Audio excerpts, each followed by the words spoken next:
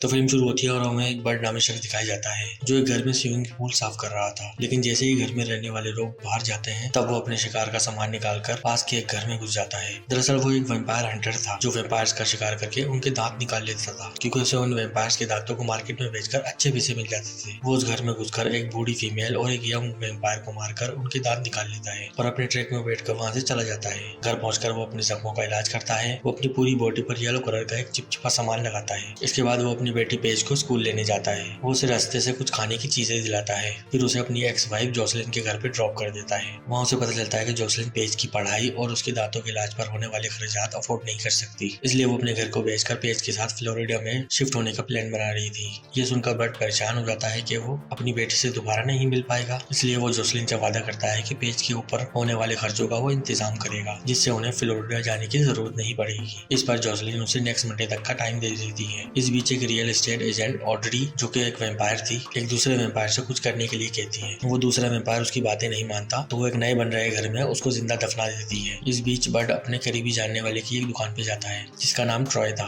वो वहाँ उन वैम्पायर्स के दांतों को सेल करना चाहता है जिसकी उसे बहुत कम कीमत मिलती है। ट्रॉय उससे कहता है कि अगर उसे ज्यादा कीमत चाहिए तो उन्हें यूनियन में जाकर बेच दे। दरअसल यूनियन वैम्पायर्स हंटर का एक ऑफिशियल डिपार्टमेंट था जहाँ से कुछ दिन पहले उसे धक्के मारकर निकाल दिया गया था। कोई और रास्ता नहीं सूझा तो बर्ड अपनी गन और महंगे जूते उसे बेच देता है। फिर वो वापस जब अपनी कार में आता है तो उसे पेज की कॉल आती है और उससे बात करने के बाद वो पेज की पढ़ाई और उसके दांतों पर होने वाले खर्चे का इंतजाम करने के बारे में सोचने लगता है। इसके लिए वो अपने फ्रेंड बिग जी को फोन करके उससे हेल्प मांगता है। इस बीच ऑड्री को उन वैम्पायर्स के मारने की खबर मिल जाती है। पहले वो रोती है और फिर कातिल का पता लगाने के लिए वो पूरे घर को सूंघती है। तब वो और उसका असिस्टेंट इस नतीजे पर पहुंचते हैं कि उन दोनों वैम्पायर्स का मर्डर एक ही आदमी ने किया है और वो लोग ठान लेते हैं कि वो किसी भी तरह उस कातिल को ढूंढ निकालेंगे। इधर बर्ड बिग जी से मिलता है। फिर वो दोनों जाकर वहाँ के यूनियन हेड राल्फ सीगर से मिलते हैं। बिग जी कहता है कि बर्ड यूनियन में वापस आना चाहता है, उसे अपनी गलती का एहसास हो गया है और वो काफी बदल चुका है। लेकिन राल्फ को भरोसा नहीं होता। वो कहता है कि बर्ड ने यूनियन के बहुत सारे रूल्स को तोड़ा है, यहाँ तक कि खतरा उठाकर शिकार करते हुए उसने अपने शादी को भी खतरे में डाल दिया था।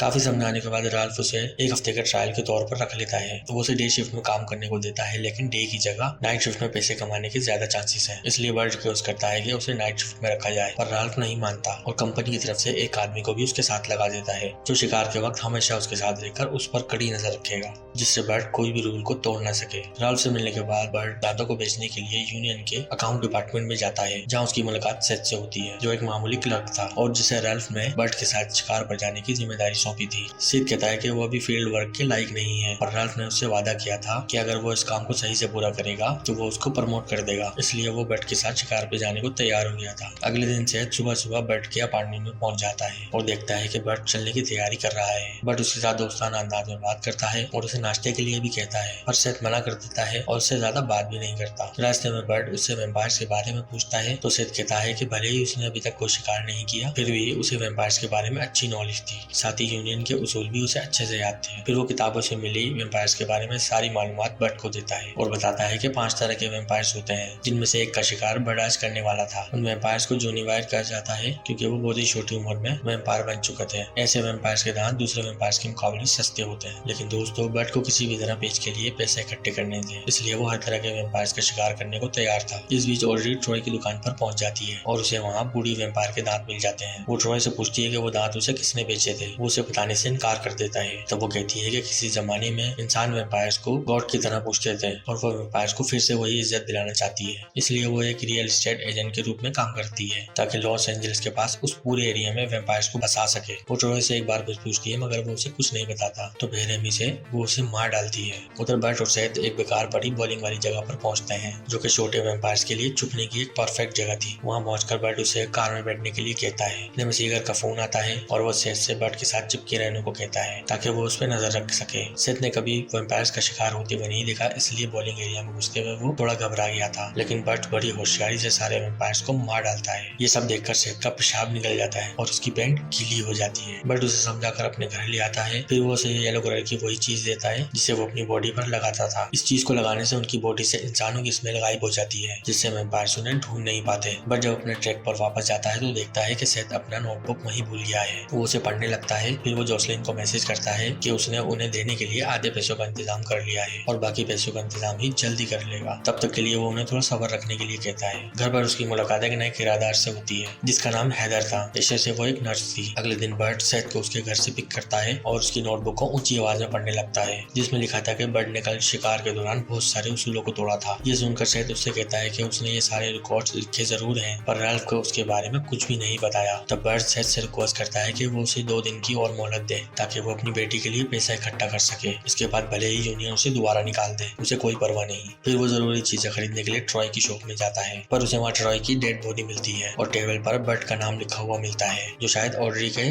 टॉर्चर करने पर ट्रॉय ने लिखा होगा। सेथ फौरन उसकी खबर रैल्फ को देना चाहता है, लेकिन बर्ट उसे रोक देता है और उसे बताता है कि बार बार नियम तोड़ने की आदत के बावजूद उसने यूनियन को सिर्फ इसलिए ज्वाइन किया कि वो अपनी बेटी पेज के लिए पैसे इकट्ठा करना चाहता है ताकि उसे अपनी बेटी से बिछड़ना ना पड़े। सेथ को उस पर रहम आ जाता है और वो मान जाता है कि वो मरने तक किसी भी रूल के टूटने की खबर रैल्फ को नहीं देगा। घर आकर वो देखता है कि हैदर अपने डिपार्टमेंट की खिड़की पर किसी शख्स से बहस कर रही थी। अगले दिन सेथ का सामना नाइजीरियन ब्रदर्स से होता है। वो दोनों भाई फेमस वेम्पायर हंटर थे जो कि स्टीरियो रिपेयर करने वाले के बेस में घुमा करते थे। वो बर्ट के साथ मिलकर वेम्पायर्स के अड्डे पर हमला करने और उसमें होने वाले प्रॉफिट को बराबर बराबर बांटने का प्लान बनाते हैं। अड्डे पर इतने सारे वेम्पायर्स को एक साथ देखकर सेथ फिर से पेंट में पेशाब कर देता है, जबकि बाकी लोग बहादुरी से लड़ते हुए सारे वेम्पायर्स को खत्म कर देते हैं। जब सारे वेम्पायर्स मारे जाते हैं तो सेथ रियलाइज करता है कि इस अड्डे पर अलग अलग किस्म के वेम्पायर्स एक साथ रहते थे, जो कि मामूली बात नहीं थी। नाइजीरियन ब्रदर्स कहते हैं कि वेम्पायर्स ने एक ऐसी सनस्क्रीन खोज निकाली थी कि जिसको लगाकर वो दिन में बाहर भी जा सकते थे। घर लौटते वक्त बर्ट सेथ की तारीफ करते हुए कहता है कि उसमें काफी सुधार हुआ है और उसमें एक हंटर बनने के सारे गुण हैं। इसके बाद बर्ट पेज को उसके फ्रेंड की बर्थडे पार्टी में ले जाता है। वहाँ उसे ऑड्री का कॉल आता है और वो उसे जान से मारने की धमकी देती है। बट समझ जाता है कि उसे और उसकी फैमिली को खतरा है, इसलिए फौरन ही पेज को साथ लेकर अपने घर के लिए निकल पड़ता है। रास्ते में वो देखता है कि ऑड्री के कुछ लोग उसका पीछा कर रहे हैं। तब वो पेज को हेडफोन्स लगाकर अपने आईपैड पे गेम खेलने के लिए कहता है और खुद गाड़ी को इतनी तेज भगाता है कि वो लोग बहुत पीछे रह जाते हैं। उन 2 लोगों में से बर्ट एक को पहचान जाता है कि ये वही आदमी था कि जिसकी पिछली रात हैदर के साथ बहस हुई थी। बट जब जोसलिन के घर पहुंचता है तो देखता है कि उससे पहले ऑड्री वहां पहुंच चुकी है और वो वहां पहुंचकर जोसलिन को बंदी बना चुकी थी और जमीन पर सेथ बेहोश पड़ा था, जिसे वेम्पायर्स ने दांतों से काटा था। ऑड्री बर्ट को छोड़कर जोसलिन और पेज को अपने साथ ले जाती है। उसे पक्का यकीन था कि सेथ जब जागेगा तो बर्ट को खा लेगा, पर नया वेम्पायर बना सेथ बर्ट का मुकाबला नहीं कर पाता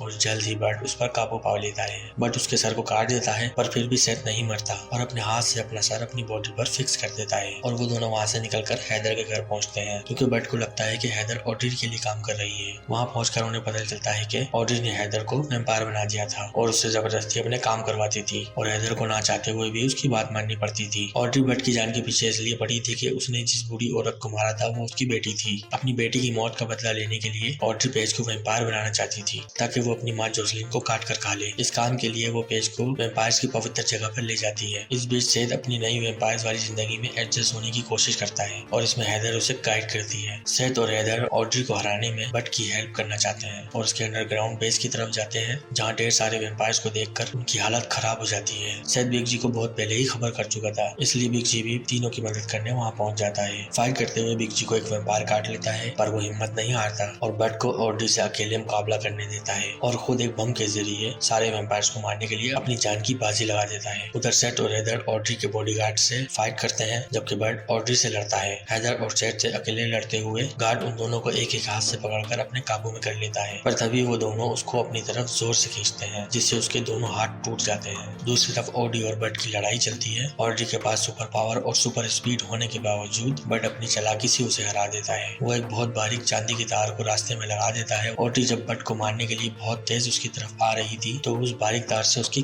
गर्दन कट जाती है और वो फौरन ही मर जाती है। जब सारे वेम्पायर्स मर जाते हैं तो बर्ट जैसलिन और पेज को गले लगाता है। फिर वो सब हैदर और सेथ से मिलते हैं और बर्ट उन्हें अच्छे वेम्पायर्स के रूप में अपनी फैमिली से इंट्रोड्यूस करवाता है। सीन शिफ्ट होता है दोस्तों और हम देखते हैं कि यूनियन में राल्फ को रिपोर्टिंग न करने की वजह से बर्ट और सेथ को डांटता है। वो उन पर बहुत सारे रूल्स को फॉलो न करने का इल्जाम भी लगाता है, पर सेथ नियमों में कमी निकालकर खुद के साथ साथ बर्ट का भी बचाव करता है। भले ही उसे प्रमोशन नहीं मिलता, पर वो बर्ट के साथ काम कर एक अच्छा शिकारी बनना चाहता है। जब बर्ट अपने परिवार के साथ घर को लौट रहा होता है तो अचानक बिग जे में मेन हॉल से निकलकर उनके सामने आ जाता है। दरअसल वेम्पायर बन जाने की वजह से बिग जे उस बम धमाके में नहीं मरा था और ये फिल्म यहाँ खत्म हो जाती है।